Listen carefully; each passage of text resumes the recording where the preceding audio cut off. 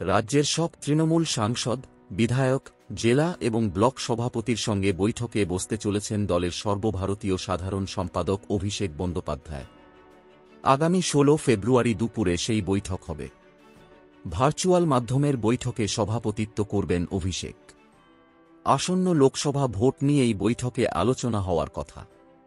অতি সম্প্রতি দলনেত্রী মমতা বন্দ্যোপাধ্যায় এবং সাধারণ সম্পাদক অভিষেকের মধ্যে শৈত্য নিয়ে তৃণমূলের অন্দরে জল্পনা তৈরি হয়েছিল। নিজের ঘনিষ্ঠ বৃত্তে অভিষেক জানিয়েছিলেন যে তিনি ডায়মন্ড হারবার লোকসভা কেন্দ্রের বাইরে বেরোবেন না। এরপর নতুন বছরের ১ জানুয়ারি দলের প্রতিষ্ঠা দিবসে রাজ্য সভাপতি সুব্রত বক্সি মন্তব্য করেছিলেন, অভিষেক লড়াইয়ের ময়দান থেকে পিছিয়ে যাবেন না।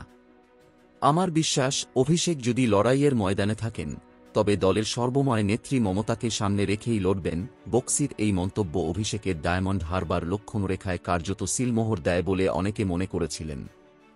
অভিষেক নিজে জানিয়ে দিয়েছিলেন, ডায়মন্ড হারবার তাঁর নিজের লোকসভা কেন্দ্র, তাই সেখানে তাঁকে সময় দিতেই হবে।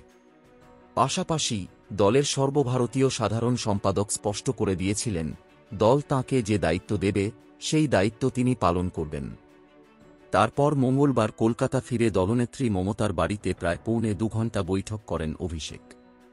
মঙ্গল আলোচনার মধ্যে দিয়েই সেই শৈত্য কাটার সম্ভাবনার শুরু হল বলে অনেকে মনে করেছিলেন। সেই ঘটনার রেশ থাকতে থাকতেই এবার রাজ্যের সমস্ত সাংসদ, বিধায়ক এবং জেলা সভাপতিদের সঙ্গে বৈঠকে বসতে চলেছেন অভিষেক।